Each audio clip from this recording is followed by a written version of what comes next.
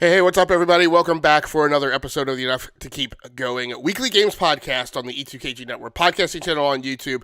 I am one of your co-hosts, Game Logic from the Rounding Off Infinity gaming channel on YouTube, co-host of the Basement Radio Arcade podcast over on the BRAP channel.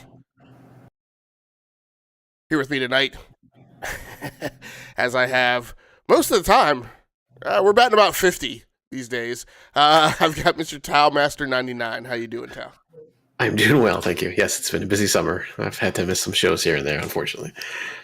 Yeah, here tonight. Yeah, not just you, all of us. I have actually I'm coming off a week of COVID, so this would not have been me sitting in this chair 5 days ago. So, but I was over at about day 3 or 4, and am moving on.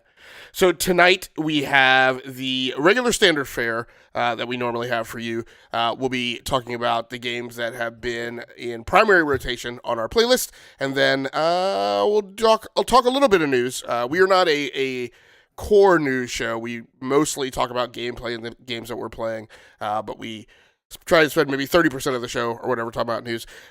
We say that, but I don't know. It winds up being, I'd say probably it's usually like 2/3 gameplay, 1/3 news. And tonight for news, we'll be talking about Proton 7.0-4 coming to the Steam Deck and Linux platforms on Steam. We'll be talking about Call of Duty's plagiarism problem, as well as the new handheld cloud console on the way, probably this year, from Logitech and Tencent. But tonight, as we always do, we're going to start off the top of the show talking about the games that we've been playing, or at least the first half of them or so. Tao, you've been playing a game that I have had on my list to get around to, but haven't. A game called Ready or Not on PC. So I am anxiously awaiting to hear your take on your experience so far. Yeah, so I've known about this game for a few months at least. I've just seen on like other Discords that I'm on, people talking about it or whatnot.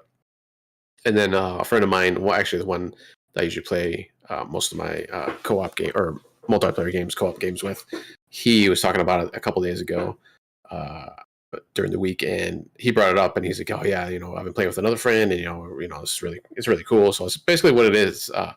Kind of a weird title for this, but it's a tactical first-person shooter.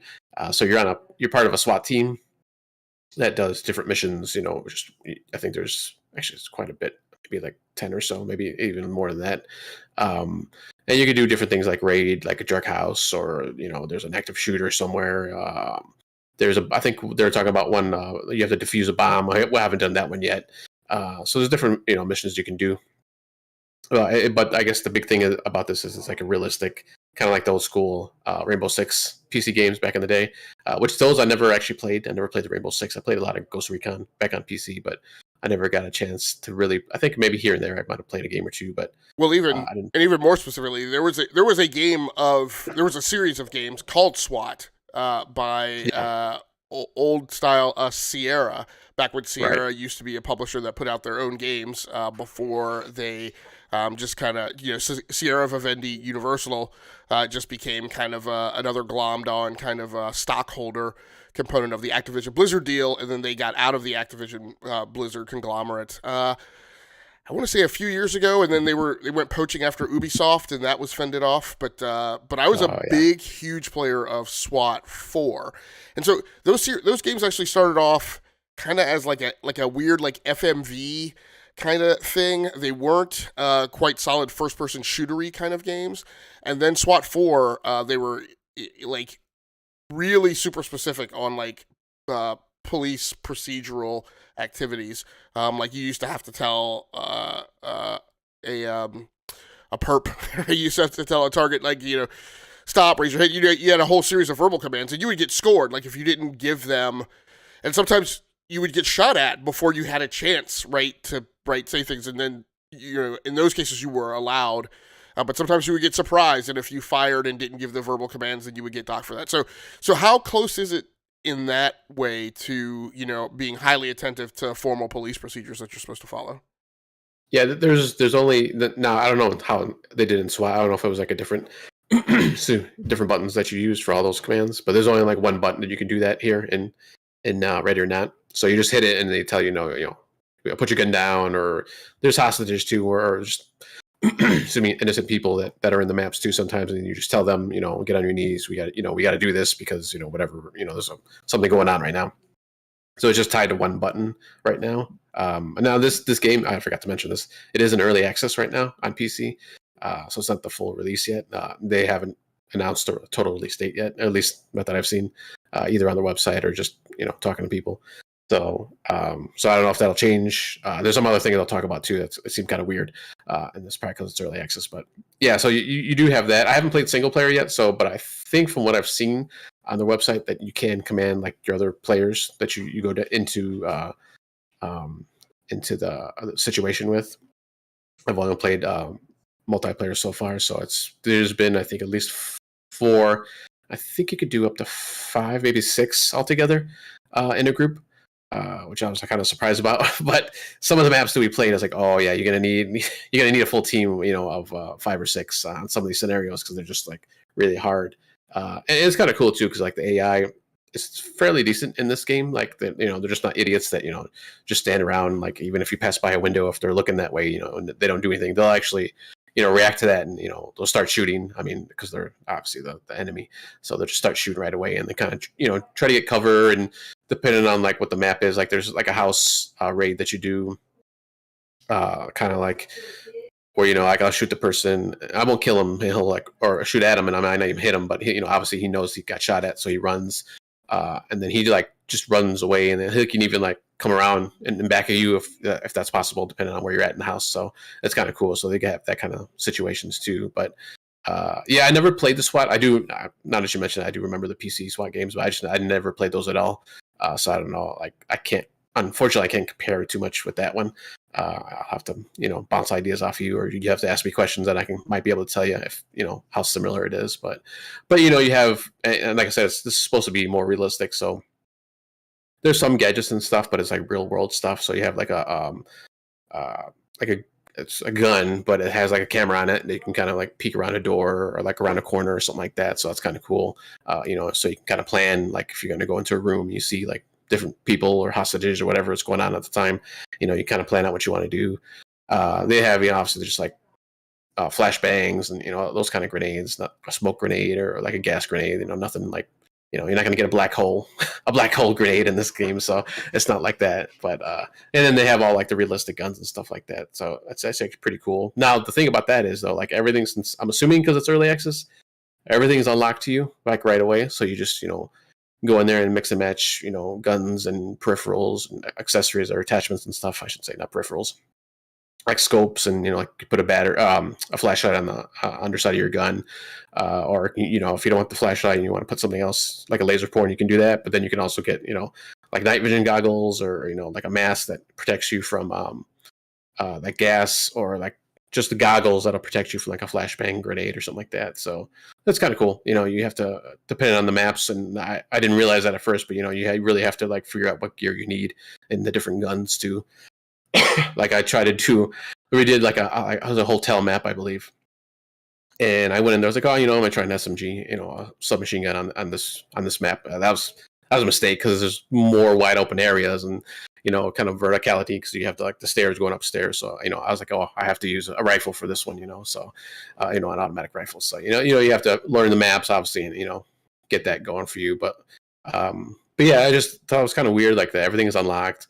The other thing is, at the end of each round, like if you die, or if you actually complete the mission, they give you like levels, like it's like a level up systems, or like it like tally up points and stuff. I was like, I don't know what the point of that is. Like maybe, once the actual game releases, like they'll lock everything, you just start off with stuff and then you I'm assuming unlock stuff maybe, because otherwise I don't know. It doesn't really, other than just like points, like they give you a point, they take points away too, like depending on like if you shoot a hostage, or if you don't, depending on what the mission is, or you didn't gather enough evidence or something like that, so they'll take points away from that too. But I didn't understand that part of it. I'm just assuming because of early access, but it's pretty cool. Like I really enjoyed it, especially when it's just me and my friend. It's really good. But when we had like the 3 or 4 people, it's like you got to talk to each other and figure out what's going on.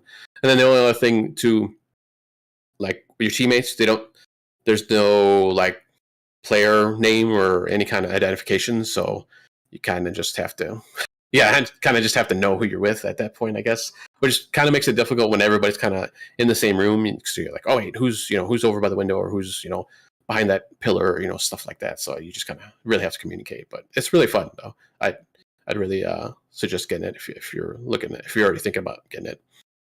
Yeah. So I know you mentioned you can play single player, but so when you're playing, so is it entirely PvE? It's entirely co-op. Yeah, you're never playing against other players. Not that I've seen it. I don't remember seeing any kind of mode like that. It just says single player or co-op or multiplayer for the choices in the menu. So okay, and then when you go in with a squad, does it fill out the remainder with AI, or is it just whoever you take into the thing with you? Yeah, it's just whoever. Yeah, if you're playing with another person, it's just going to be the 2 of you. If it's just the 2 of you, so it doesn't fill them out. So even when it's kind of weird. Yeah, so if it's like a really tough mission on a really big map, it's just the 2 of you who have to. Yeah, you got to do it. It's do or die, literally. It's to give you access. So one of the things in SWAT 4 is like you had access to like 3 different types of ammo. So you could have like rubber bullets for like non-lethal, and then you could have full metal jacketed so that you could shoot through walls. And then I think you could have jacketed hollow point, right? So that it would, just against personnel, but it wouldn't go through walls, so you wouldn't get collateral damage. Do you have the different types of ammo for weapons loadouts? Yeah, there's different ammo too. There's also different non-lethal weapons too, like a taser, or there's a specific shotgun that it only shoots the beanbag pellets. So that's kind of cool too. I haven't tried any of that stuff yet. They have like pepper spray in there too, which I'm not really sure. But man, these AI, man, as soon as they see you, and as any like you can crouch, so obviously you're quieter. But I mean, as soon as they hear or see you, like they're on you for the most part. Now there are some enemies that are in there that they don't actually have a weapon, but I guess I don't know, maybe they're lookouts or something. I'm not really sure about that, but and you can tell like most of the time when you tell those guys, hey, put your hands up, sit, get on the ground, they'll do it like pretty much right away. And you can kind of do that with the other enemies with weapons, but I mean, unless like if you can get the jump on them, I think that usually works. But otherwise, they're just going to turn and shoot on you like right away. So okay. And how about making arrests? Like in SWAT 4, that was a thing. Like you would command them, get on the ground, hands behind your head, right? But then you would actually have to go up yourself or send somebody up with like nylon cuffs or whatever and handcuff them. Okay, so you do have to. Yeah, you actually do that exactly. Yeah, so I don't know. Maybe I got the inspiration from that game because I mean, a lot of stuff you're saying from SWAT is like pretty much dead on. I can't remember if they said any of the devs were formerly from that studio, but But Yeah, I know that sounds like it. I've heard some things that they said, like some of the mechanics, right? They did. It's kind of a spiritual successor to, or whatever. Yeah. How about looking for evidence? Like there was like an evidence point like tally or whatever. So you would go in, like you'd go into a room, you'd see a suspect, right? You'd arrest them, right? But then you would still have to search the room, and like you could find like a firearm in the room, or you could find like illegal drugs, or you could find like counterfeit money, stuff like that. Or is there stuff like that in the game? Yeah, so they give you a set of objectives to do. So sometimes that'll be part of it, depending on what game modes you're playing.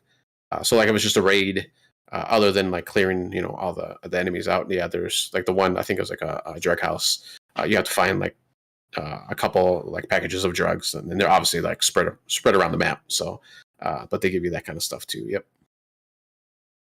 All right, man. Well, it sounds like it's pretty close. That's the only thing that to me is weird. It's like so.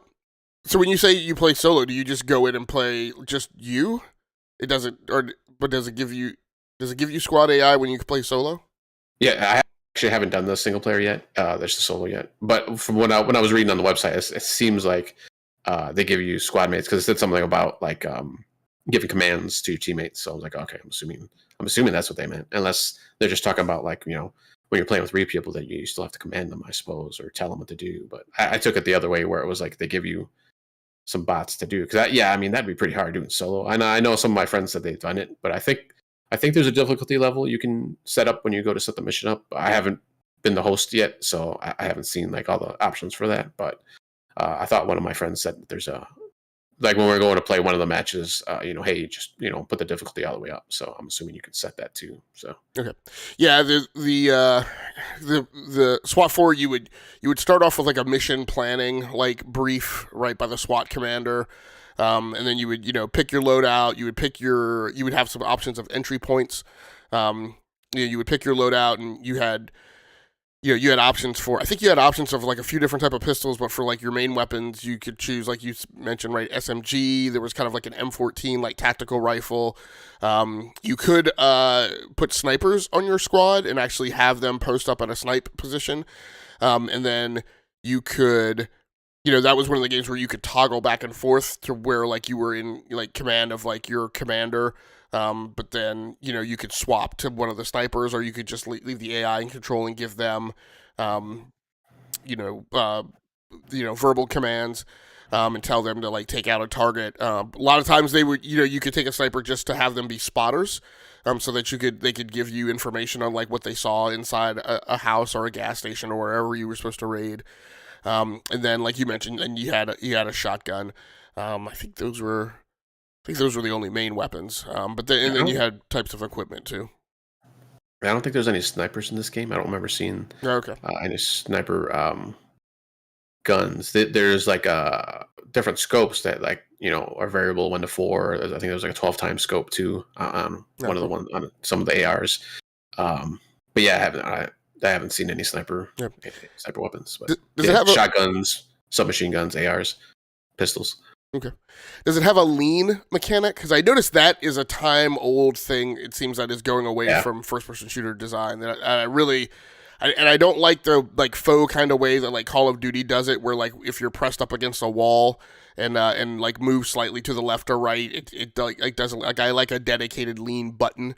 But you said this game does have that. Yeah, yep. There's like dedicated lean buttons for right and left, which that is nice. Yeah, I noticed that was one of the first things I noticed when I started playing on console. That obviously that there's no lean like dedicated lean buttons, if there even was a lean option in there at all. Yeah, and then maybe that's because of the buttons. Obviously there's only a certain amount of buttons you have on a controller. So it's never really big on console, but I mean even on PC, like on PC the way it used to be is it used to be Q would be your lean left and E would be your lean right. But that just seems to be an option that's going away from a lot of games in their control scheme. Well, very cool. I'm encouraged to take a look at it. It does not meet my mantra of any online multiplayer games that I play. I have to be able to solo queue. Although you said it does have a solo mode, but I just don't know how interesting that is. So I'll have to get on there and check it out. We were talking on Brap last week about like first person shooters, and it's just we one of the things that kind of went around that I mentioned was, my concern is a lot of these things, like they have that next level of interest that would carry me beyond like a Call of Duty and a Halo Infinite, and things like that. But I just worry about like the dedicated time that would have to be put into them, like an Escape from Tarkov, and B, right, the need to really have like a regular squad that you go in with. Would be tough.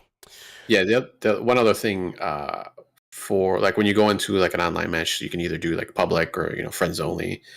So if you do a public, you just basically just go in, you load right into a game. Either you're the host, and like people just dump in just as they come in.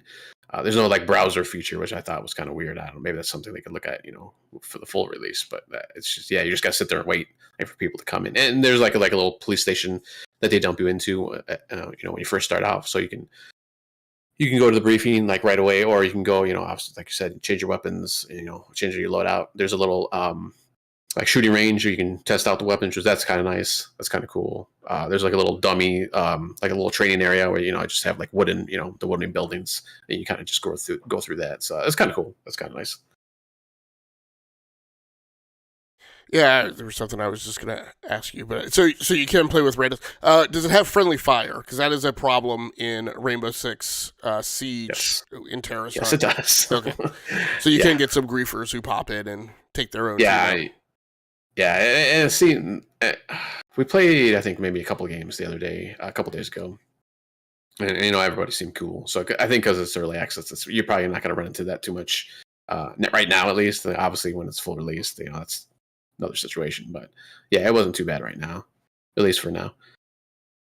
Yeah, and we've killed each other because we weren't paying attention, or right. And you can shoot through like wall, like if it's the wall's thin enough, you can shoot through the wall and a door. So that's kind of cool too. Right. I don't think I've ever experienced that in a game. Yeah, you would think that would not be a problem with Rainbow Six Siege either, because that's a paid game. Like there's no free access tier to that, and yet people have paid their money just to come in there and grief people in terrorist hunt and take their own team out.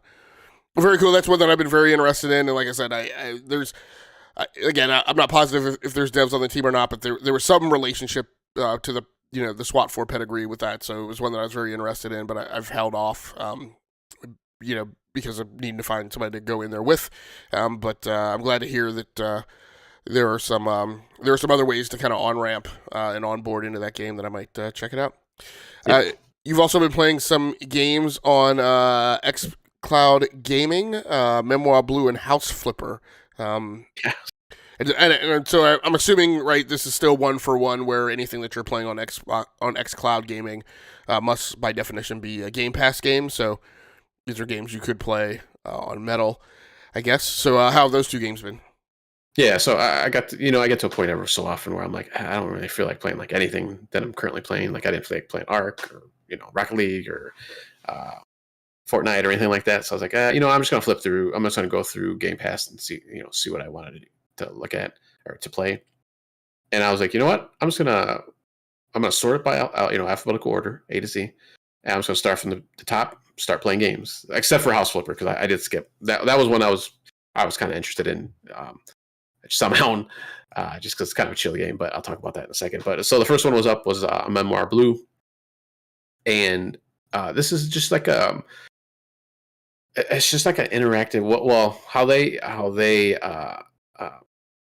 describe it here on the website and on Steam and some other places, it's an interactive poem, basically. So you're listening to this woman as she's recollecting past moments in her life.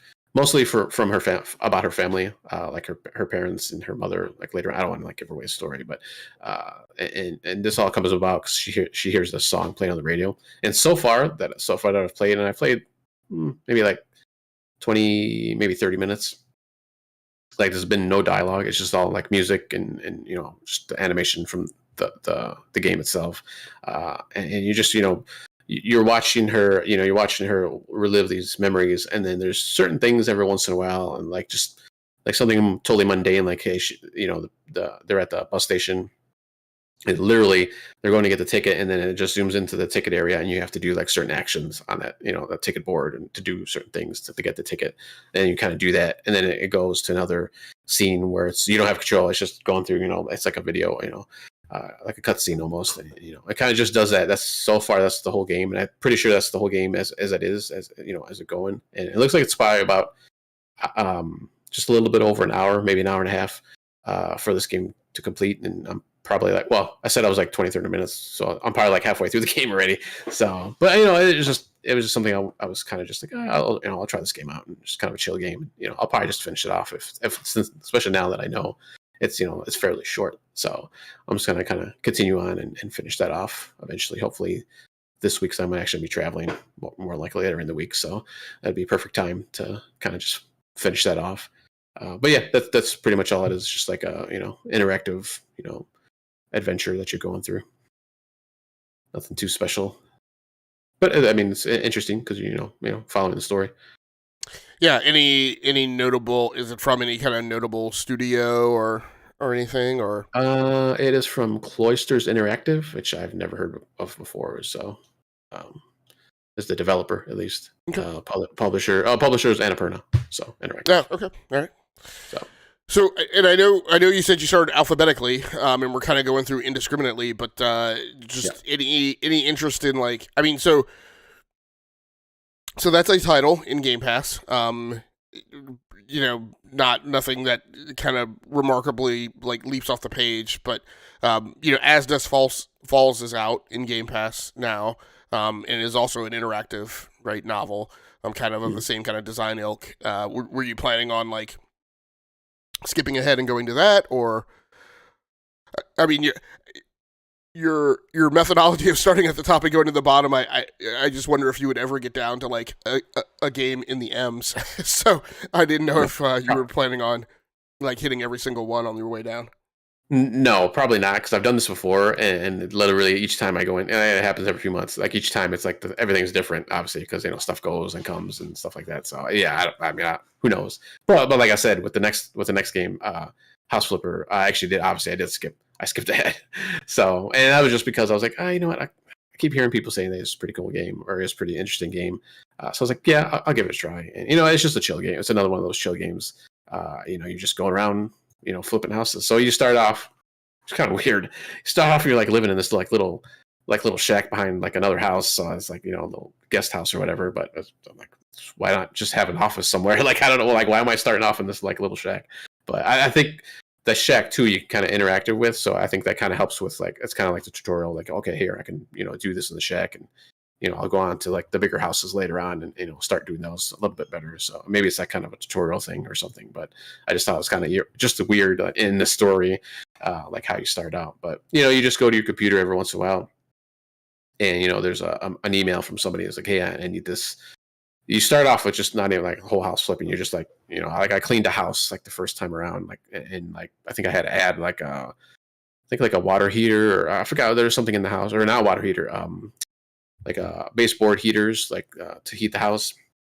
So I just had to clean it up first. And there's like a little story that comes along with the email, like this woman, and I don't think it's given away because it's house flipper. This woman, her ex-boyfriend, somehow got into her house and like trashed it. So she wanted, someone to clean it up and, do all this other stuff. So that's what I did. I was like, okay, it's kind of weird. But, I thought this was, you're just going to go in there and just like randomly pick houses and flip them. But there's actually like kind of a story, a little bit loosely a story kind of going on in the game. So, where you just get emails and, try to help people out. So, but yeah, so far I did that house, and I did one other house where it was just rearranging furniture. And like, I think there's like, I had to paint like one of the rooms or something else. So you just go, there's a bunch of menus you flip through and pick stuff and, just, fix up the house. It's kind of cool. I mean, it was, like I said, it's relaxing. It's nothing, not going to be game of the year or anything, but, it's just something I thought was interesting. And, I always, lately, those last few years, I always kind of like those kind of slower paced and just kind of like chill games. So, it was kind of nice just to go in there and, probably do something I'd never do in my own house just because I'd probably like wreck it. So it's kind of nice doing something else in someone else's house and, fix stuff up. But yeah, so I'm playing House Flipper. I'll probably play it every once in a while too. No, that's cool. That it's interesting. I with the Nintendo Switch. Sometimes there are, with platforms, there are like certain types of games that you start kind of associating with those platforms, and you're like, this is where I'm going to play this. And like for a while, back when I first got my original Xbox and I had my PlayStation 2. There was a time period where like I went back and forth, but at various time periods I was like, this is the console that I'm gonna play like sports games on. Like I'm gonna play them on Xbox. Um, so no, that's very interesting. So you're playing again. These are xCloud gaming games. Are what are you playing on? Did you get a Google Pixel 6a? Just 6, not the 6A. Okay, all right. So that is the. So is there a, and I can't remember how that line is exactly stacked now. Is there a 6, is there like a 6 Ultra or 6 Pro or something? Yeah, the 6 Pro. Yeah, okay. I didn't get the Pro. I just got the regular 6. Okay. Yeah. All right. Which is kind of like, it's the baseline phone, right? I mean, not baseline, but I mean, it's the thing that's head to head with the iPhone, basically. Right. Right. Yep. Okay. All right. Very cool. And then yeah, go ahead. I was just saying, and just playing these games, it's just like, if I didn't have Game Pass, like I never would have probably played either of those games. Maybe I might have got House Flipper at like some like super duper reduced sale or something like that. But it's kind of nice that I have Game Pass and I can play these type of games. And I was playing these games actually on just my regular Xbox. I think it was my Xbox One X, not the Series X. I was just like I said, I was just sitting there and I was like, I don't know what I want to play. So I just started going through Game Pass. So it's kind of cool.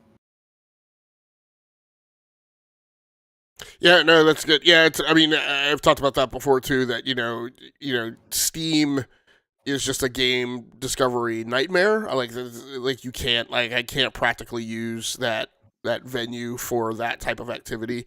And Game Pass, even PC Game Pass, right, had when I was a subscriber, was much more effective, right, in putting things in my face that I felt were relevant or letting me go down a specific tangent, kind of looking for something, but not being assaulted by. I mean, first of all, Steam still for some reason refuses to have hard set categories, right? It's like everything's based on tags, and so if nobody tags a thing, like if nobody tags a flight sim, right, then it never gets in my windshield if I go looking for flight sims.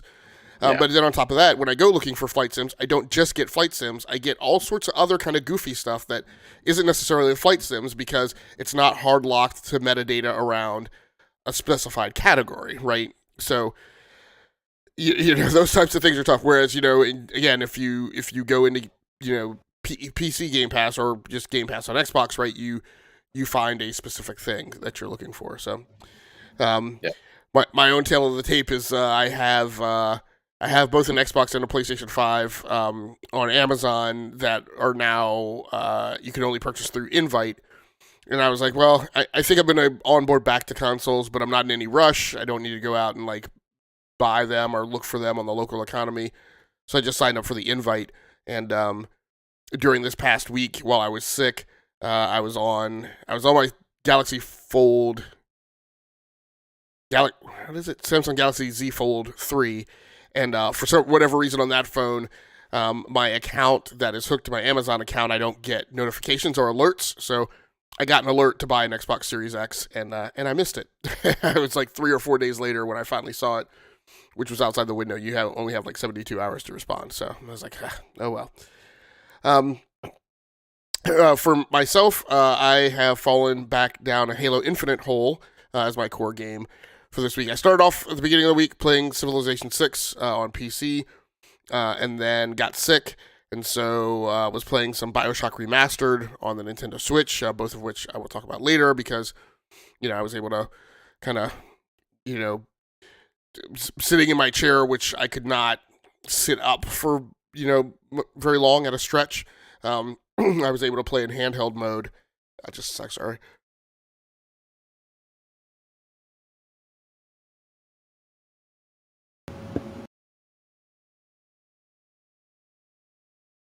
Sorry, my throat is still a little scratchy from the sick. So I wasn't able to sit up for that long, at a stretch. So I was playing, Bioshock Remastered on the Switch because I could play in handheld mode. But then towards the end of the week, I kind of wanted to, test the waters and kind of prove, right, that I was kind of getting out of the sickness. So I thought that I was going to play some Fortnite, but as I sat there kind of contemplating it, I was like, I just don't, I was looking at playing, I was planning on playing solos, and I was just like, I just don't necessarily feel like being in the match of indeterminate length, where you just don't know how long the match is really going to last. So I went with Halo Infinite instead and just fell down that hole of trying to get through the progression path of the Battle Pass. So I have walked my way up to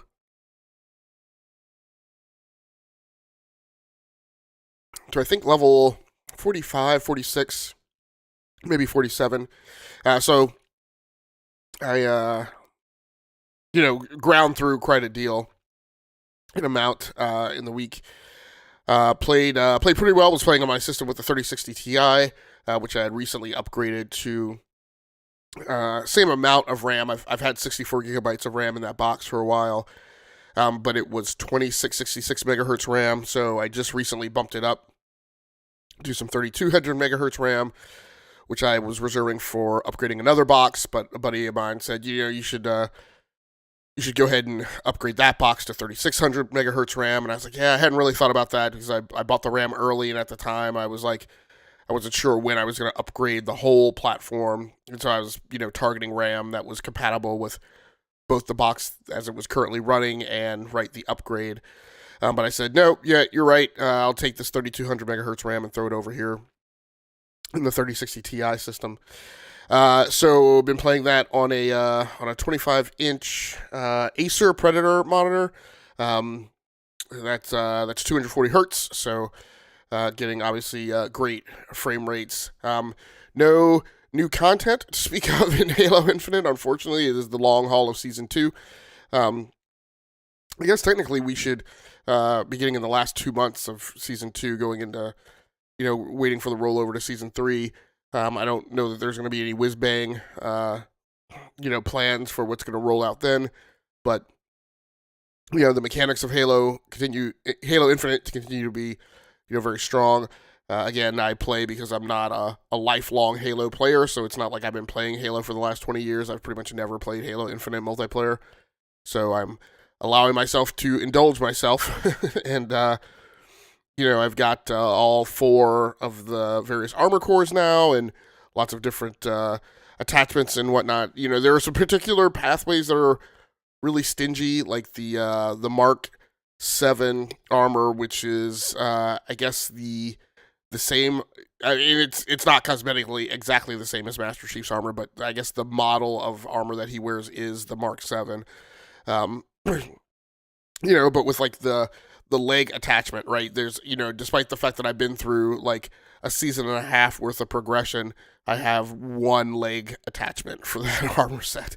So, and I don't know where I would get like the other 3. So there are some progression paths that are really stingy, but I've got a fairly decent variety now for those who are like super wrapped around the axle about cosmetics. And if you're not super wrapped around the axle about cosmetics, the gameplay is still tight. I don't think desync has been fixed. I had some thoughts that there were some improvements made, but then I had some matches where there were some wonky things going on. But one thing is I've gotten a lot better at utilizing the equipment. So I've kind of, I think like the earlier stage of progression I'd kind of gone through in terms of my gameplay and my approach to the game, I'd really kind of settled into, okay, these are the weapons. I used to be the type of person who would just run around and grab like any weapon upgrade like that I saw off the wall. And now I'm just like, nope, not going to bother with that. Nope, not going to bother with that. And I have my set of weapons, that I generically prefer and ones that I avoid and don't bother with.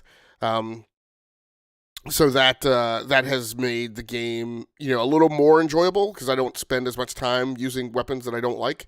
But kind of in my next level of progression, I've kind of sort of become that way about about equipment as well. And so, I spent a lot of time on, is it Behemoth that has like the two towers on either ends, staring at each other. And on that one, because I've become such a fan of the grappling hook, like I spent a lot of time in the under tunnels, going back and forth, always collecting as many grappling hooks as I can. I guess you can carry, one drop of grappling hooks is 3 grappling hooks, and you can carry a maximum of 5. So I always, run a lap right from one underbelly to the other side of the bridge, always grabbing both grappling hook drops when I can, and that is it provides some neat opportunities for some great engagements, right? When you just can just kind of reposition in the middle of an exchange with an opponent and suddenly be on the other side of them. And I'm finding, using the grappling hook that way is a lot more effective than I used to be really obsessed with grappling a person, right, and drawing in close to them really quickly for the melee. But I find that a lot of opponents have kind of figured that out, and are often capable of like focusing and taking you out on your way there, or getting you down to one shot and then being able to take you down with a melee just as you get to the intercept point. So I found that I've, trying to use the grappling hook to kind of spring to the side or just kind of go over their head and behind them. The jetpack is also really great for that. And then, of course, the repulsor buckler is also a really good piece of equipment to have. I hate getting that little shield thing. So I had to play Fiesta a lot last night to get through my last weekly challenge because I had to get a kill with a disruptor, which is not... It used to be a pistol that I used to use a lot. Now I don't use it as much.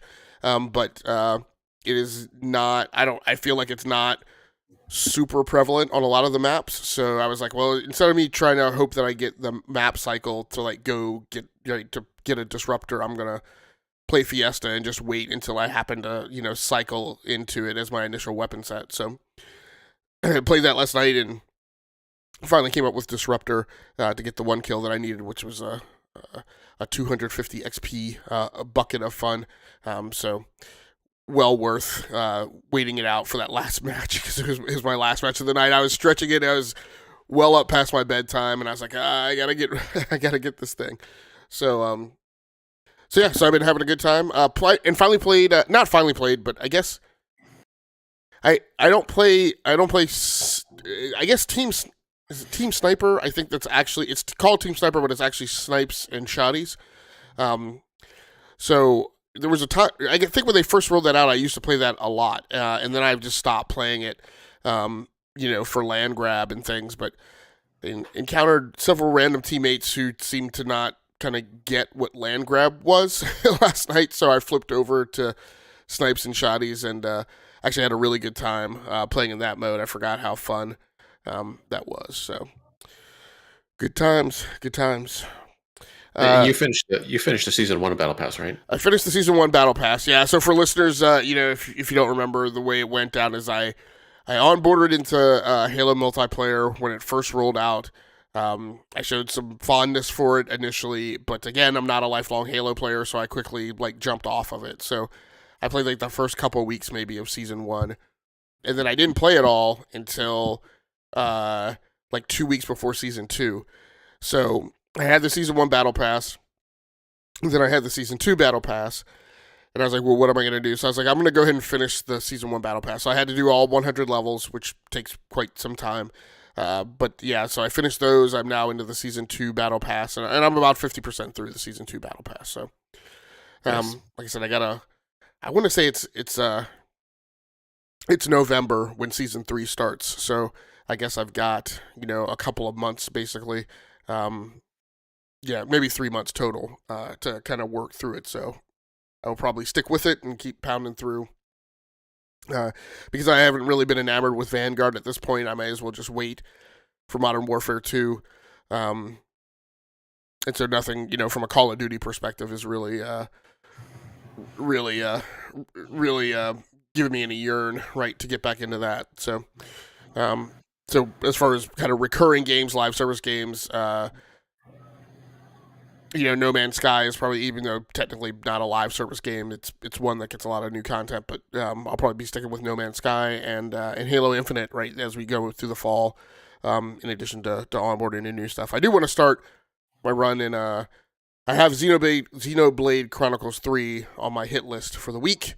I don't know if it will actually come up in rotation before the week's out, but it is definitely a target. So we'll see if I get started with that. Nice. Anything else you want to talk about before we go on to the news?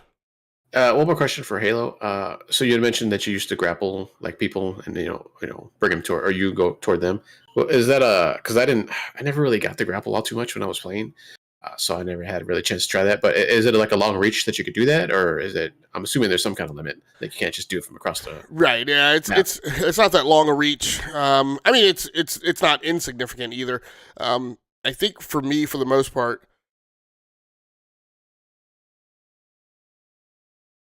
Where I used it most prevalently last night was using it to grapple jack vehicles. And so when you get teams who use the vehicles a lot, it's really great to grapple a Warthog. Or last night, especially, I was grappling. We were again on Behemoth, where people were grabbing the Banshee, and I was able to hit the ski jump, pop in the air, throw the grappler, grapple jack onto a Banshee, and then kick the person out of that.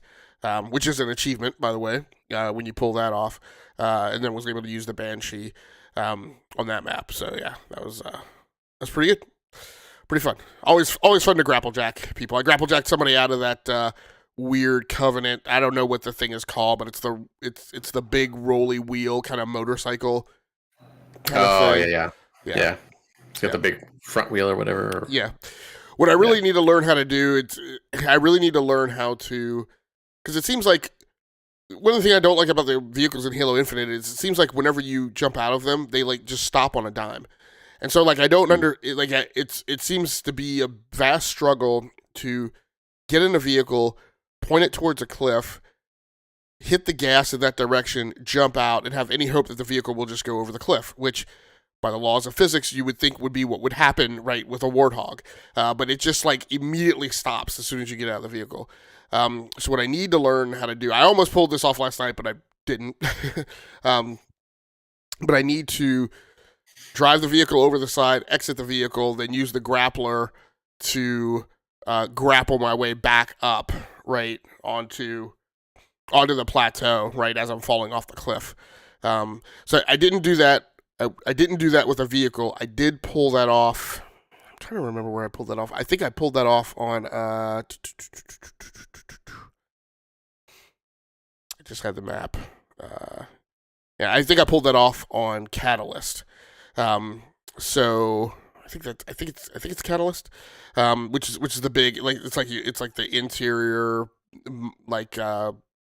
it feels like it's like a religious temple kind of place with the light bridge on the lower part where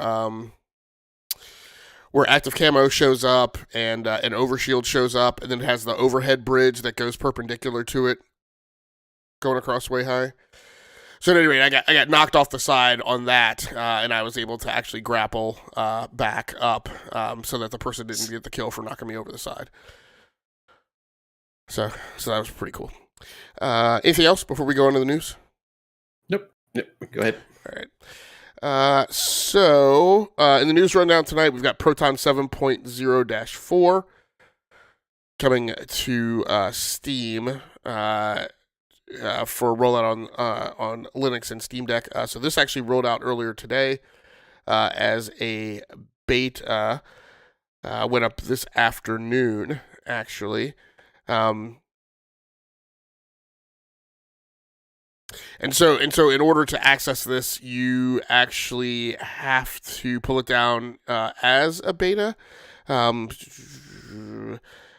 you can find it in your Steam library. And go into the Steam library is kind of chunked in at the very, very top level. Is kind of chunked into like games, applications. I guess one of those new areas is betas, and you can go in there and select the release candidate. I do not know, but you should definitely find out how you restore from a beta in case you pull down the beta and it winds up being bad beans. So a few new games are in here that have just become playable.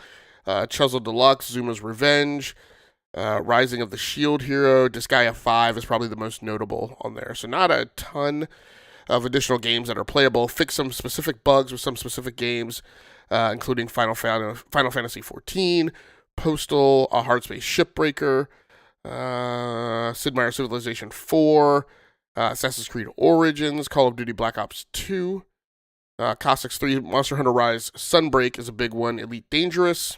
That's interesting. I did not know Elite Dangerous was playable on Steam Deck. Unfortunately, I now have that through the Epic Game Store, so I don't know that I want to do all the work to make the EGS work on the Steam Deck, but let's see.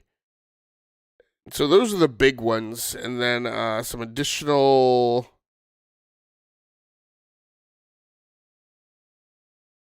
and some additional updates to improve on kind of hard drive space compression, so you can get more stuff on your Steam Deck for those who didn't buy the 512 gigabyte version. So didn't look like anything particularly big or earth-shattering. Again, Monster Hunter Sunbreak would be a great game to play in handheld mode on a Steam Deck. I have that on the Nintendo Switch OLED, which is it's one of the reasons why I got it on there, because I was looking for a game that was good in handheld mode when I bought my OLED. So that's probably, again, like I said, the most significant thing on there. Civ 4, probably also a good handheld kind of chill game, right? As Talmaster mentioned earlier in the rundown. The other news story, or the second news story we have, is Call of Duty Warzone's floofy dog skin removed after plagiarism accusation. So Call of Duty got itself in a little hot water earlier this week. In their latest update, which brought over 2 Terminators, I guess as skins, Schwarzenegger's T-800 and Robert Patrick's T-1000. In addition to that, they also had a new skin for Kim Tae-young, one of their operators in the game. So, yeah, in Warzone, there was a new skin for Kim, their floofy dog breed Samoyed, as I mentioned. And so the tail of the tape on this says that the Loyal Samoyed skin for Call of Duty was plagiarized based on a concept they created independently more than 2 years ago. And apparently this accusation had some traction to it, had a little bit of tangibility to it, and so developer Raven Software then removed the images. And I guess it means that they dropped I can't tell if they dropped the skin or if they just removed the artist's like thumbnails associated with the skin. Yeah, it looks like they took out the skin. If you look at the bottom of that article, yeah, they had an update where they had removed it. Okay, yeah, totally removed it. Okay, so it looks like they initially pulled just the thumbnails, but eventually went back and pulled the whole skin. Statement released from Activision was, we have the utmost respect for creativity and content creation. We love the Loyal Samoyed, but regrettably we erred in our process and removed this imagery from the game. We apologize for the misstep. Along the way, they were outed by Charlie Intel, a popular Twitter user and website personality that covers Call of Duty. Not a great look, I guess, before, I say not a great look, but also probably quick to have the volume around this particular scandal swept under the rug, because, of course, we're in the big marketing ramp-up for Modern Warfare 2 and Warzone 2. Gamers will probably rapidly forget, particularly the billions of people who play Call of Duty, so I don't know that this is going to be that big of a mark on the landscape. Have you been playing Warzone at all recently, Tal? No, but I've actually had kind of an inkling to jump back into it and see, because I think they actually changed the map this last season, so I think it's a totally different map, so I kind of want to go and see how it is. Are you giving thought to going back and playing like before the new one comes out, or are you thinking that Yeah, you'll just wait? I'll probably go in before the new one comes out just to see how it is. All right, very cool. You also added another story in the rundown, one that I kind of looked at and talked about on Twitter a little earlier this week. Why don't you kind of talk us through the new cloud handheld? Yeah, so like you had mentioned at the top of the show, Logitech and Tencent Games are working on a cloud-based handheld console. And this will support services such as Xbox Cloud Gaming and NVIDIA's GeForce Now. And both Logitech and Tencent are working with both Microsoft and NVIDIA on hardware. So I was like, okay, like this kind of came out of nowhere. Like this is like a dedicated, just like machine that's going to be just cloud based. So I was like, okay, I've obviously been doing Xbox Cloud gaming now for less like couple of years now, with the help of the xCloud gaming, with the help of Game Pass. And that was one of the reasons I kind of perked up. I was like, this might be kind of interesting just to see, how it is. But then I was kind of thinking about it. I was like, well, I mean, I could do it on my phone already. Like, I don't know, like what this could bring. I mean, I guess it could, not for me. Obviously, it's not going to be something for me. But I mean, I guess it gets the masses out there. We'll see. Once again, though, I mean, everybody has a phone, so I'm just kind of a little confused, I guess, like why they would do like just a dedicated thing. But I mean, you've had other. What was the other?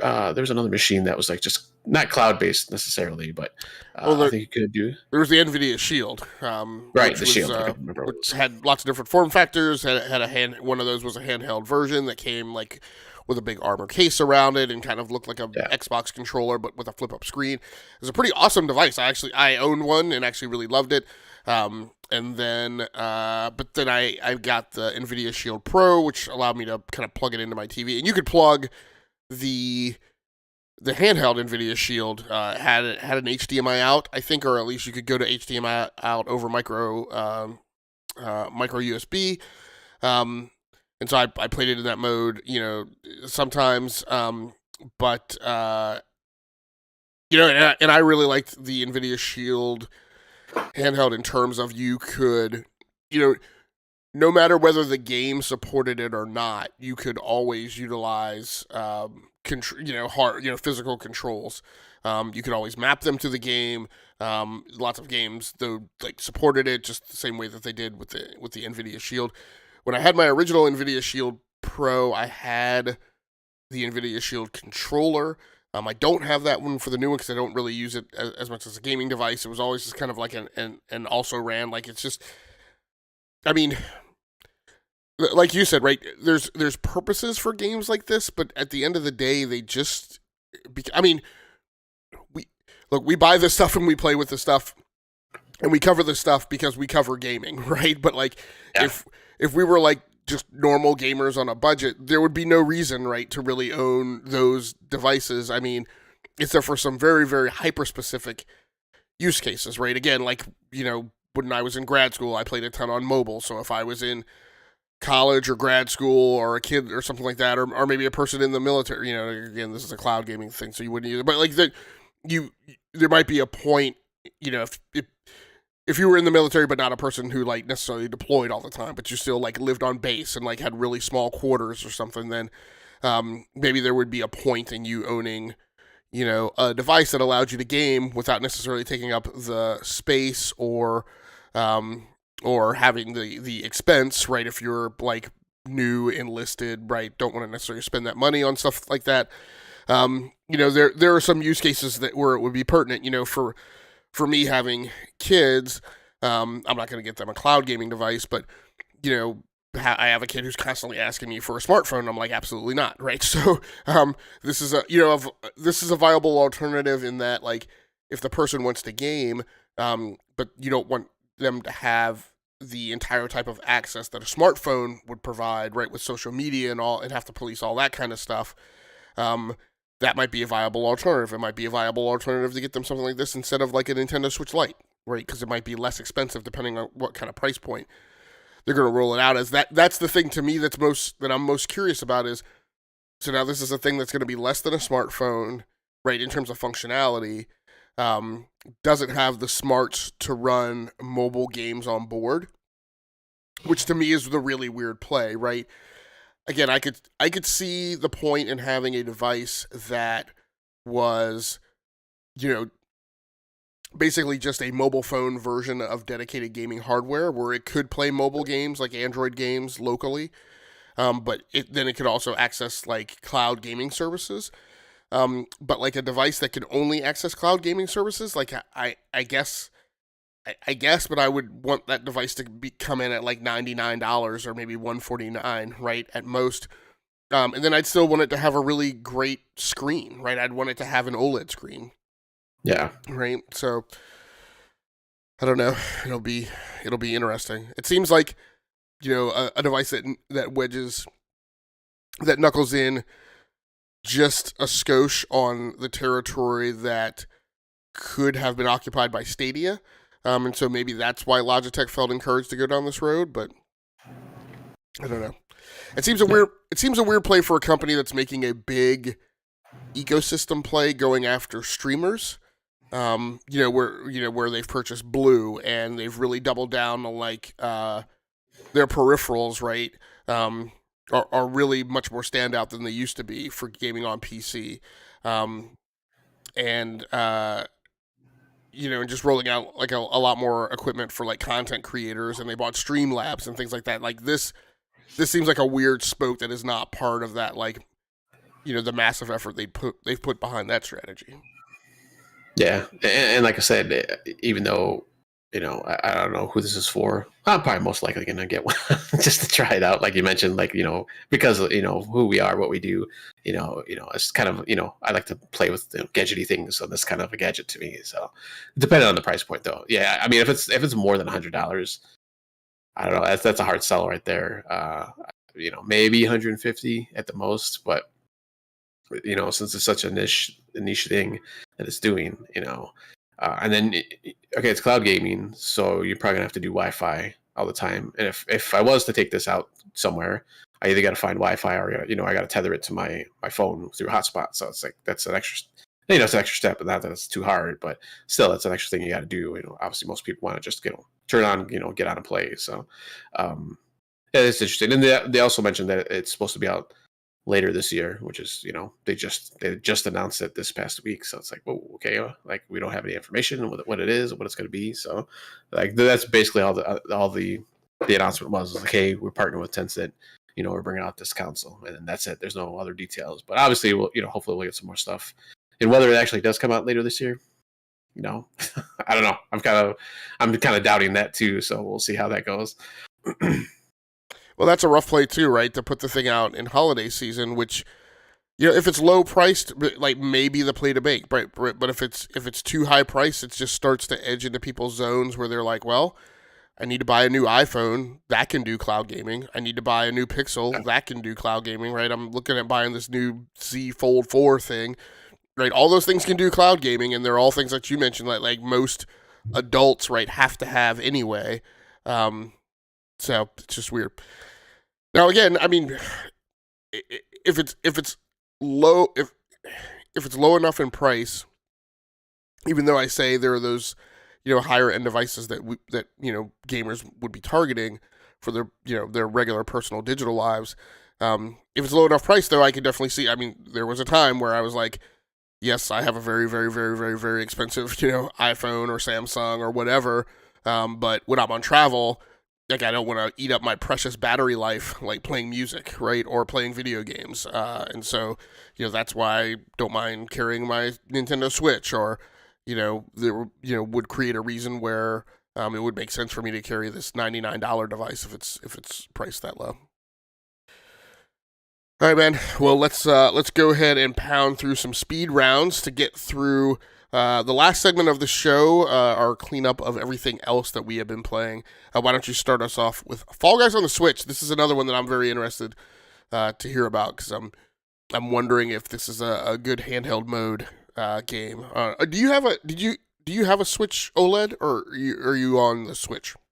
I'm still first generation Switch. Like my original one, I got like launch year. Launch year because I didn't get one right away. I got it like 6 months later. Yeah, so I'm still on that one. Okay. Yeah. No, this is I was unsure. I was like, I don't know if I want to play this on handheld because this is kind of game show like Wipeout style maps and stuff that you're doing going through. But it plays pretty good on the Switch. I have no problems with it. Actually, I don't know if I mentioned this a couple of shows ago, but I actually got my first win finally on Fall Guys when I was playing on the Switch. So that was pretty good. I've gotten pretty close actually. I think playing on the Switch, I've gotten more like at least the final rounds than playing on like the Xbox or PC. So more times at least. So yeah, I mean, I think it's a perfect game to play on the Switch, and I just have a lot of fun with this. And they have, and I don't remember them doing this when I was playing on PC and well, just PC, I guess, because it came out the same time with Xbox. But they have like different, excuse me, they have different like not just challenges, but like special occasions where they do something like they had like what was it the day or the Clash of the Yeetus or something like that. So it was just kind of a special thing they had for like a week. They kind of do that in Rocket League and obviously in like Fortnite and some of the other Battle Royale games, but I hadn't seen it before on this game. So it was kind of cool. And you get special, unlocks that you can do, throughout the week if you do, certain challenges. So that's kind of cool that they do that stuff. So I've just been having fun again on Fall Guys. So I think it's a perfect game for the Switch. And I'm kind of sad it didn't come out earlier because it would have been nice to play earlier. All right, man. Very cool. I will keep my eyes on it. I haven't, even though I've flipped over from my staunch opposition to PvP, I just have not haven't gotten the inkling to go down this path. Yeah. I mean, and this is kind of different, obviously, because it's not like a shooter. You're not doing anything crazy. So it's just like I said, it's like a little game show. You're going through like a little obstacle course. So that's kind of a chill game too. But obviously, it's competition. But it's not like shooting and stuff. So a little different. Are you playing on your own, or are you playing with people from your Discord server? No, I've just played by myself so far. I haven't played with anybody yet since it came to the Switch or the Xbox. So I played a little bit multiplayer, or I shouldn't say multiplayer. Yeah, multiplayer back on the PC, but I only did like a few games of that. So okay, it seems like one of those games that again, would be great, right, with other people, kind of, yeah, cracking it up, right, on a Discord voice channel. But yeah, but we'll see. Again, I may.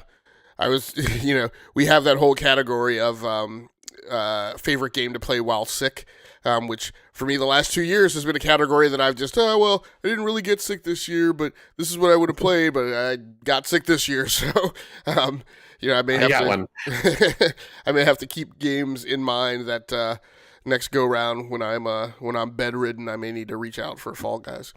Is it free to play now?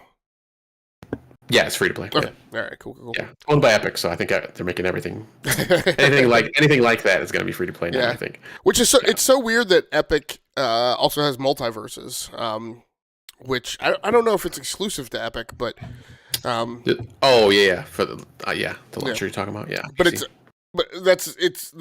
it makes a very similar kind of content IP play to Fortnite, so.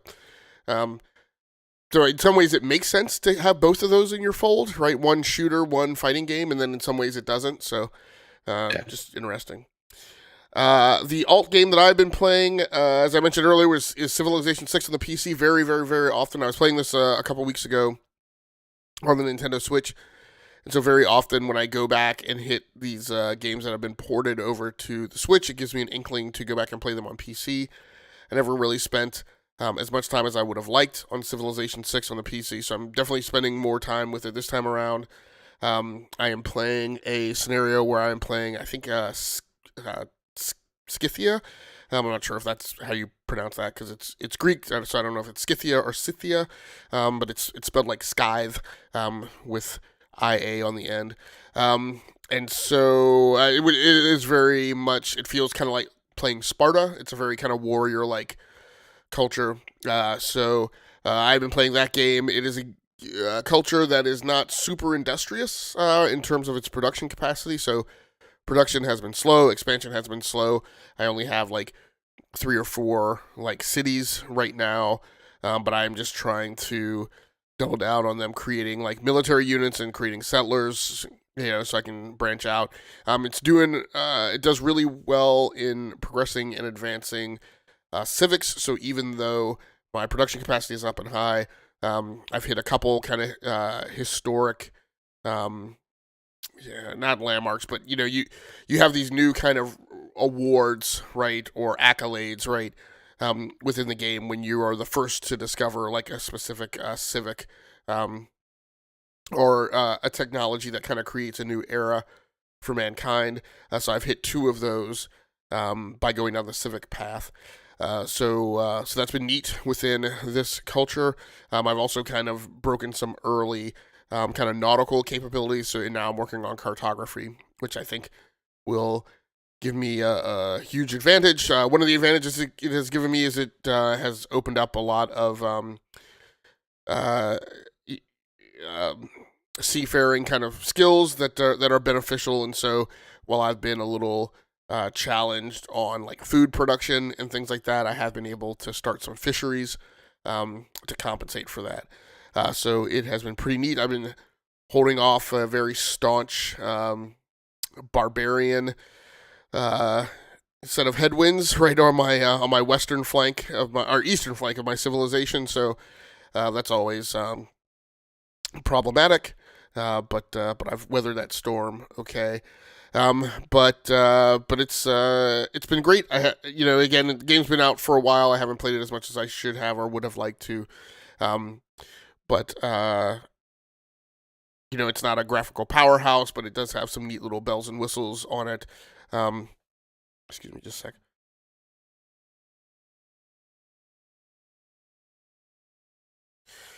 Sorry about that.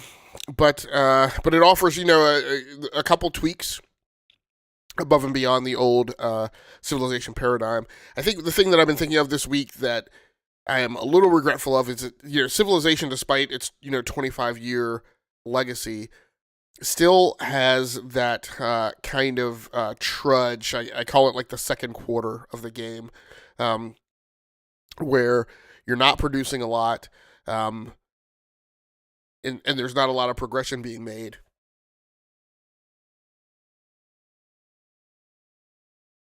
Sorry, and it's just kind of scan resources, click next turn, right? And you just go through that for a pretty significant amount of time until you kind of crest this hump, and things really pick up, right? So there's the opening game where things move kind of quickly, and you're kind of strategizing, you're figuring out geography, you're going through a lot of exploration. But then like that, so the first quarter, third quarter, and fourth quarter of that football game, are really kind of the meat of Civ. But there's that second quarter trudge. And I feel like from a design perspective, right, over 25 years, they would have figured out something, right? I feel like that's the part of the game that everybody spends reading, like the Civilopedia, right? And that's where everybody reads about like the history and stuff, because there's nothing going on, right? Not in great volume. And that's kind of where I am in that particular scenario. So it'll be interesting if, as we proceed towards Civ 7 and Civ 8, they do something to change the dynamic. I'll kind of be surprised if, as much as I love like the turn-based nature of Civ, I'm kind of interested to see if they're going to go down this path of we have a lot of like the Total War series, which is kind of hybrid, turn-based real time. I'm kind of interested to see if they're going to ever go down that path, even if it's just like a different mode of the game, just to kind of surmount some of that dynamic that I talk about, like in that second quarter of the game. They haven't announced anything about the next iteration, right? Next installment? No, not at this point. I guess when you're talking about that, like if they're going to go RTS or maybe like a hybrid, would that be the only reason I thought maybe that might be a problem is because would it just be like Age of Empires at that point? Or I guess Age of Empires is kind of different though. Like you don't build up, as far as I know from what I've played, you don't like build up, your empire. You kind of just thrown into what's already there. Yeah, my problem with Age of Empires is I've never felt like Age of Empires doesn't provide the breadth of things like your technology research tree and your civics research tree. That's Um, true. so I feel like it would be well, and this is why, right, when you talk about Age of Empires, right? I've never really been a big fan of Age of Empires. My preference was for a game called Empire Earth. Um, and that was a game that to me mixed the breadth of the research and civic trees and other things from Civ, but in an RTS fashion, akin to Age of Empires. So that in my mind is kind of more what it would be. It would if I put those things along a spectrum, I go Civilization, Empire Earth, Age of Empires. It would be a thing that would probably be in between. Civilization today and Empire Earth, right? It wouldn't be full on Empire Earth, but it would be something kind of in between. So if they go down that path, yeah. I mean, Firaxis is a subsidiary of. I don't know who owns them now. I guess they're a part of Take-Two Interactive. So that machine is always chugging along. I'm sure there will be something at some point, but there's been no announcement. I'm sure. I will say one thing about Take-Two is they are very good about kind of letting us know what their slate is in their earnings reports. And I didn't hear anything in their most recent round of earnings reports. Obviously, GTA 6 is the big thing that's on the horizon now, but I haven't really heard of anything else. That's planned out of that shop, other than NBA 2K, right, and things of that nature. So, I think I can't remember if not Silent Hill, System Shock. I'm not sure. I can't remember if the System Shock remake or reboot or whatever is being done under Take-Two, or if that's something somewhere in Embracer Group, right, in their 99 different subsidiaries. So I will check that out while you talk to us about Rust. Yeah, so I played a couple more games of Rust. I think the first one was like half hour, excuse me, maybe 40 minutes or so, and then like an hour and a half game that I did, I think like a day or two later. Still trying to figure out like the inner workings of the game itself, just gameplay and stuff, how to craft stuff, and how to do things in there. I didn't really get, too far. I was just kind of jumping into random servers, because it's like a serverless you can jump into. I think the first one there was nobody actually on there, but unfortunately I only had like a half hour, 40 minutes, so I didn't get to spend too much time doing too much in there. And then the other one, I was like, I'm just going to jump into like a highly populated server, and I think it's 70, I believe, maybe 80 or something like that is like the population max. And it was maybe 100. I can't remember. I'm getting all these different survival games mixed up now. But I had one that was pretty high population, so I jumped in there and just kind of messing around. I got killed like a whole bunch of times, like right away, just because people are jerks, which is pretty much the point of the game. But then actually someone came up and was like, "Hey, here, take some stuff, a spear and all this other things." So he gave me some stuff, some clothes, armor, which is armor in the game. And then he's like, "Okay, let's go. Let's go hunting." And he was just like typing this out. Like I don't know if he didn't have a mic or he just didn't want to talk, but I was like, all right. So we went hunting for animals to get food, because you do run out of you get hungry and you get thirsty, so you always got to get that stuff up. So we did that, having a pretty good time, but unfortunately he got killed by a boar at one point. So while we're hunting, and I didn't. You just kind of spawn randomly back on the map, so I didn't know where he was. I couldn't find him again to try to help him out, or because I grabbed his stuff and I was going to give it back to him, but I could never find him. So I kept his stuff. So, but and then I was just kind of tool around the island, the map a little bit more, and I was just kind of looking around for stuff and trying to update or upgrade my my crafting ability, but nothing too major. Like I didn't build any bases or anything like that. So I'm probably gonna go, like, once I kind of get a handle on how to do crafting stuff, I'll probably go to like a mid-populated server and actually try to play the game how it's. Well, I guess you can play it however you want to be, but you're always trying to like raid bases and do stuff like that. Like that's the most of the things I've seen people do. So at some point, hopefully, I'll get up to that part of it.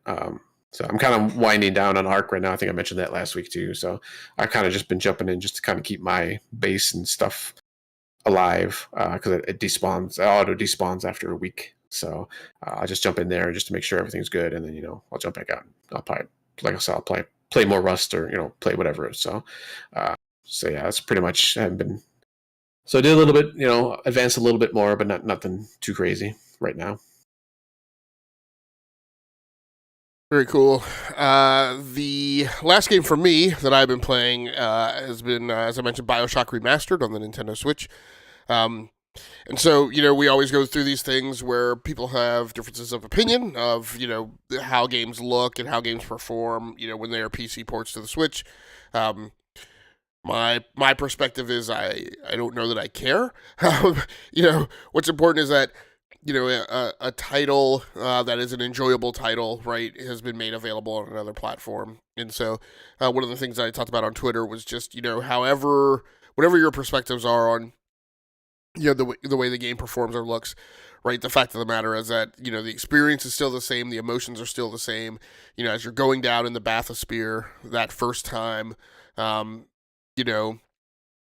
you get that speech from Andrew Ryan, right, as you're descending into the depths of the water, and then you kind of come out of the tube, right, the doors open, and you get kind of what Bethesda calls that walkout moment of, like, seeing Rapture and seeing the whale kind of swimming through, right, all the underwater buildings and stuff, and then get the bathysphere kind of, notched into the railway guides, right, to take it to the first air portal. That experience, I had those same feelings, right, that I had the first time I played that game on PC, of just, wonder and amazement and, like, and oh crap, what have I gotten myself into now, right? As Atlas is kind of chirping in your ear. And so, I'm looking forward to that experience. I guess I was playing it a little earlier at the beginning of this year before I, kind of, air quotes, got rid of my Nintendo Switch, really just moved it upstairs and kind of stopped playing it for a while.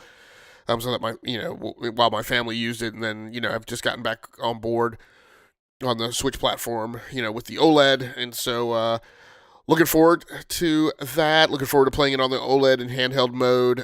Equally forward to playing it, in docked mode with the Pro controller, which I, hooked up and, got that charged up this week. So, so good times. It's really kind of shocking to me. We kind of go through these points of, like, going back and replaying stuff and kind of wading through some of the revisionist history, and as there's some great high points of storytelling, in that game, and then there are some things where I realize, like, the first time he jabs, like, a plasmid hypodermic needle, like, into his wrist, like, no one told him to do that, right? Like, I seem to remember, I thought, maybe it's just a line of script that I didn't trigger, but, like, the way it played back in my mind, I was like, oh, well, Atlas told you, right, to go do that, clearly. I'm like, no, in this current playthrough, I just rolled up to that level, right, in that first, that first area in Rapture, and, like, found the needle, and just, like, when I picked it up, he just jabbed it into his arm. It's like Atlas hadn't told him anything about, like, what a plasmid was, or, like, how it would, like, genetically alter him, right? He started yapping at you after you started, like, going into cardiac arrest, right, or whatever, after you jabbed yourself. But, like, there wasn't any precursor or, anything.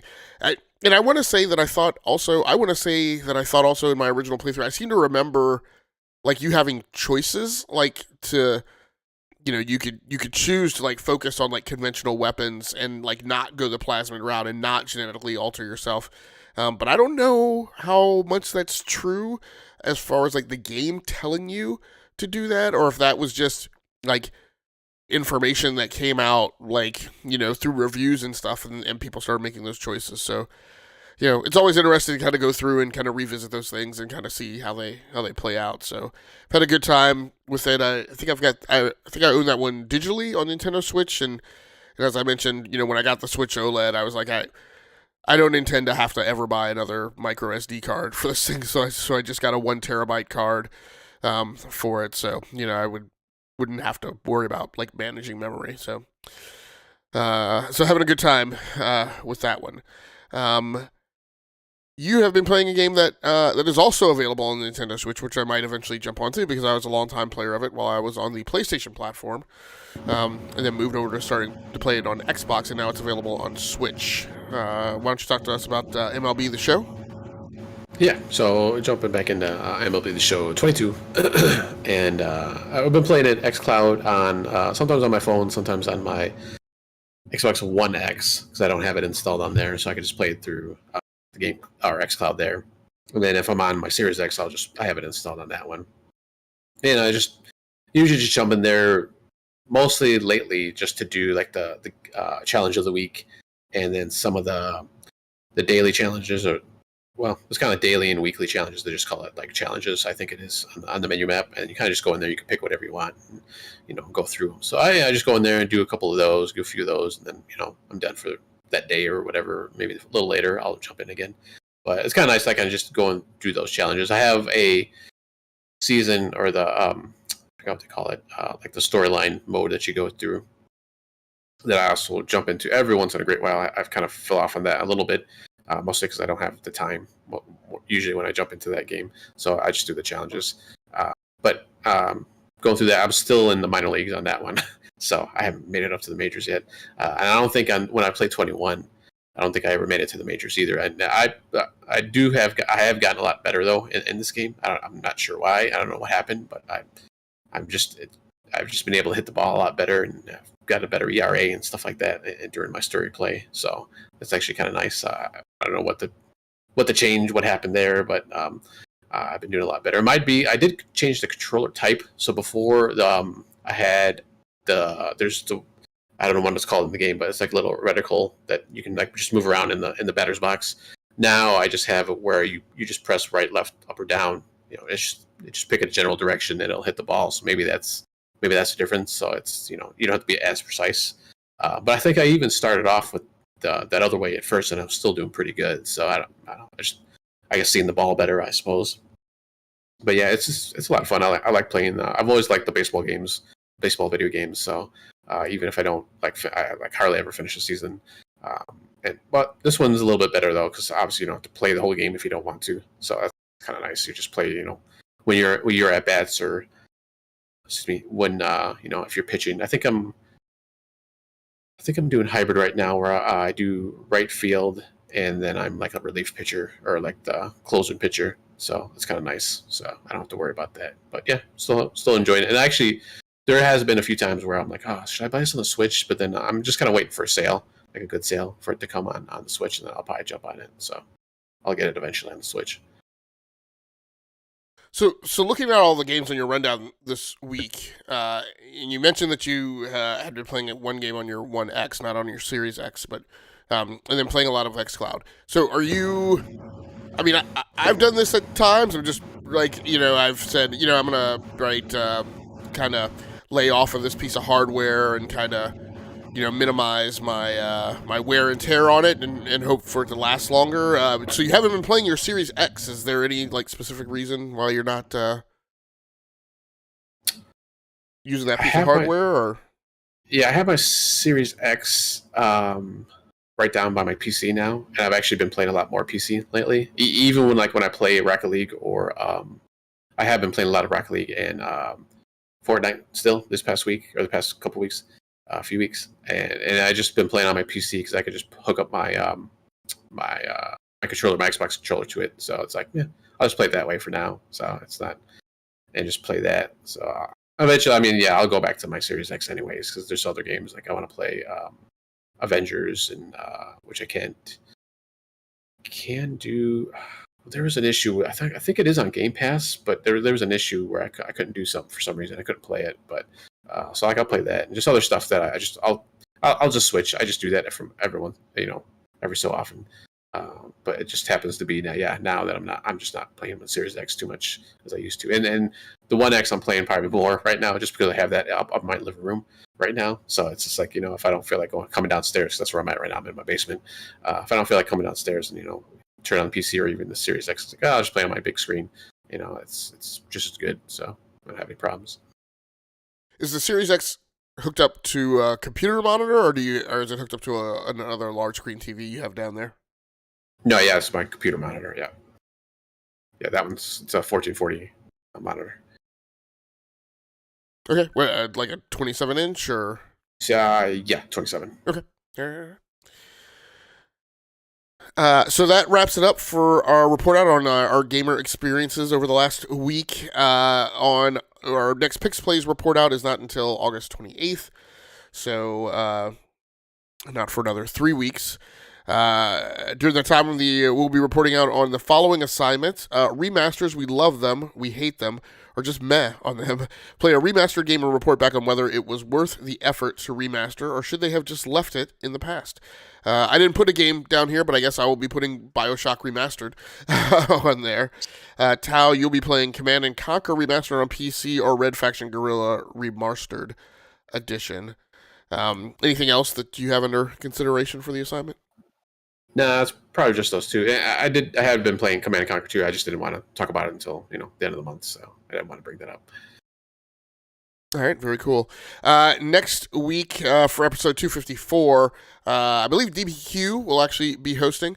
I don't know if he knows that, but we're juggling outages, so we may hitch step in the planned rotation right now. And since Tao will be out, we'll probably ask DBQ to sit in the host chair for that. Anything else, Tao, you want to go over before we get out of here? No, I think that's it for this week. All right, everybody. Well, thanks so much for joining in. Thanks so much for anybody who happened to swing through the live chat. We appreciate you. For anybody out there watching the archive version of this episode on the E2KG Network podcasting channel on YouTube, we appreciate you as well. Please feel free to like the video and subscribe to the channel so you can just receive a notification whenever we post new content or go live.